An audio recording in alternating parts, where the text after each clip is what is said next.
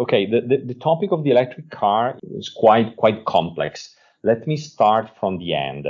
And the end is, let's say, the typical concern, which is the range. There is a huge misperception about the real need of range.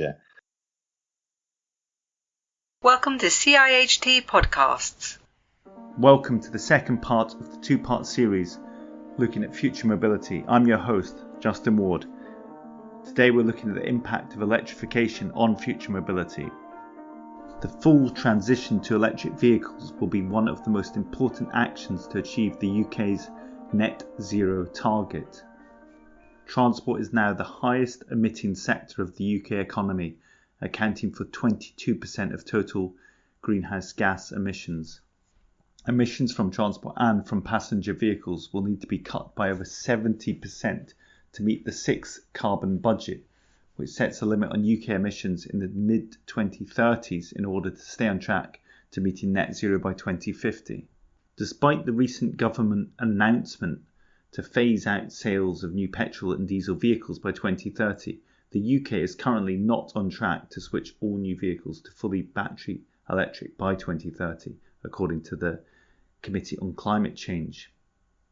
Beyond 2030, significant questions remain that need to be addressed, such as the increased demand for electricity and where this will come from, the sourcing and supply of rare earth materials for battery production, and capacity for battery recycling. My name is Sergio Savaresi. I'm a full professor at Politecnico di Milano. In the UK, we've set a target for 2030 of phasing out petrol and diesel vehicles. So there is a kind of expected quite rapid transition to electric vehicles. But at the moment, the sales of electric vehicles are still quite low. Can you just outline the sort of electric vehicle market, the concerns maybe that people have about range anxiety of batteries, also the kind of required charging infrastructure, and maybe reflect briefly, because obviously you're from Italy, which has a hugely impressive history of contribution to automotive industry, and you've got a number of leading brands there. Where's Italy in this space as well in terms of that transition? Okay, the topic of the electric car is quite complex. Let me start from the end.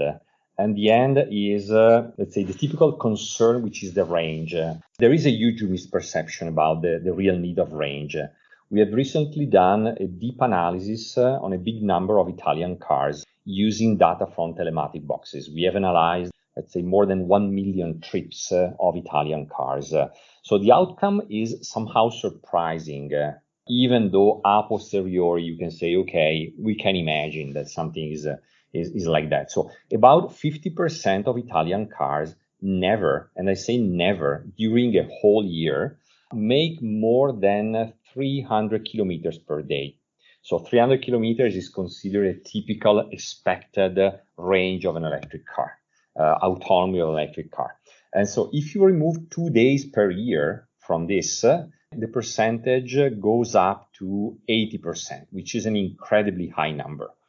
In the same way, it's just a different way to say the same concept, there is a just small fraction of Italian cars, which is about 10%, that make at least one daily trip per year of more than 500 kilometers. So all in all, what is the outcome? What is the message of this?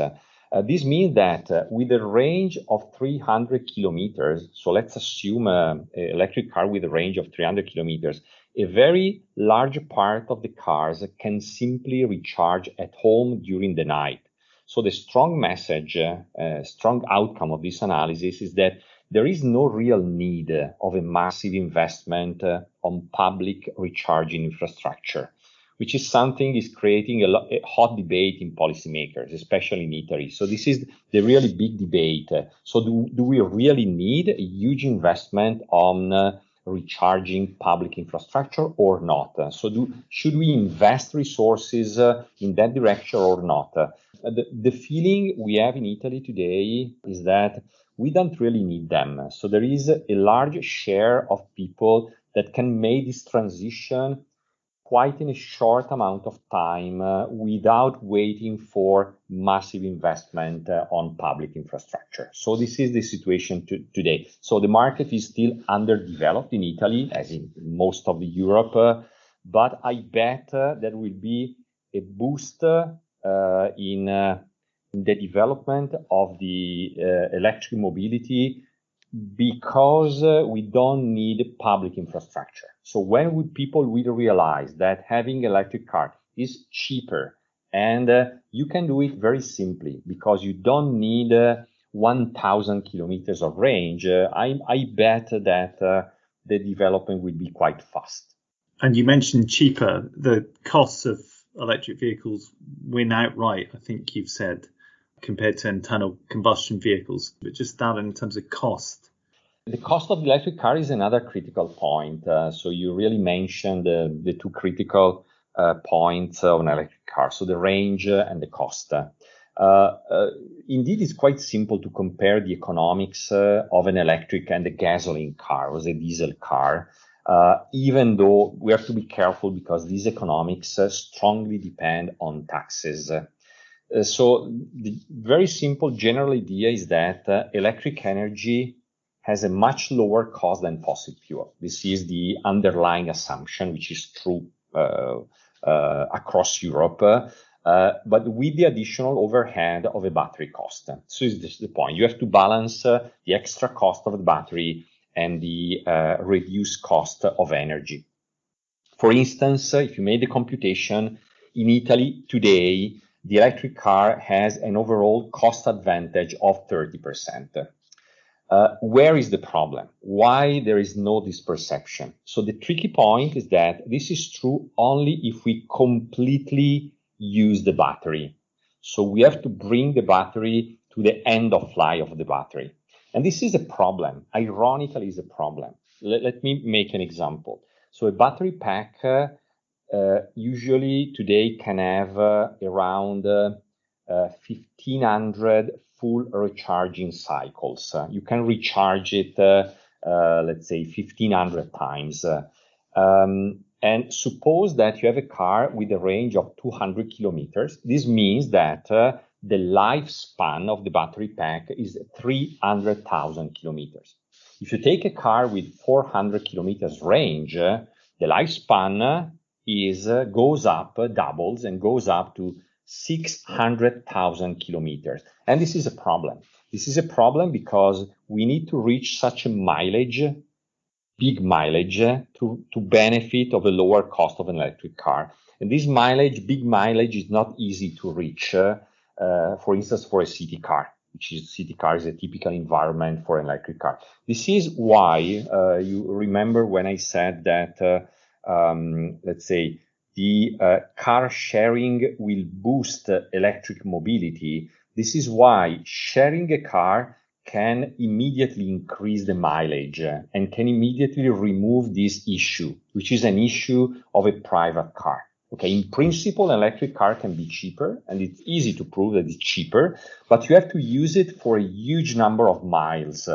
And this is not that easy in many cases if you have a private car. That's a key point from the economics of the electric car. The CO2 footprint of an electric vehicle is strongly dependent on the source of that electricity. And just taking Europe as an example, it's not a uniform picture there. There's quite a variance. Could you just cover what that is and what that means for electric cars? Okay, yeah, this is a very important point because people tend to expect that the expectation is that an electric car is CO2 neutral, which is not true, of course. It depends on how electric energy is produced. So situation across Europe today is quite different according to different countries. Let me highlight the two extremes. So from one side, we have France, where 50 grams of CO2 are produced for each 1 kilowatt hour of electric energy. On the other side, we have a country like Estonia, for instance, where more than 1,000 grams of CO2 are produced per kilowatt hour. Let's say, just to have an idea, so Italy is around 350, UK 200, and so on.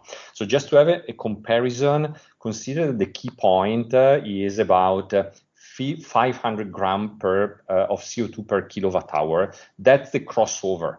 So beyond that, so if you produce more than 500 grams per kilowatt hour of CO2, there is no benefit in having an electric car. So simply speaking, in Estonia, for sure, is much better from the CO2 point of view if you drive with a modern diesel car than an electric car. So we have to keep in mind this, that we have to go towards electrification of the cars, but at the same way, it is very important to reduce the CO2 impact of electric energy production. So mostly with renewable sources. Of course, France today has this incredibly low number because most of the energy is produced with nuclear plants. So the idea in Europe is to go more towards renewable sources like wind or solar or, let's say, tides. So this type of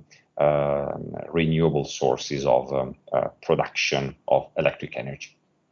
The move to electrification of our transport networks, which brings up different types and new types of mining of minerals. We have done a previous podcast on cobalt, which is mainly from the DRC, but there is also lithium and also the use of rare earth materials. And that's particularly China's quite important in that regard. Could you explain what they are and why they're important to electric vehicles?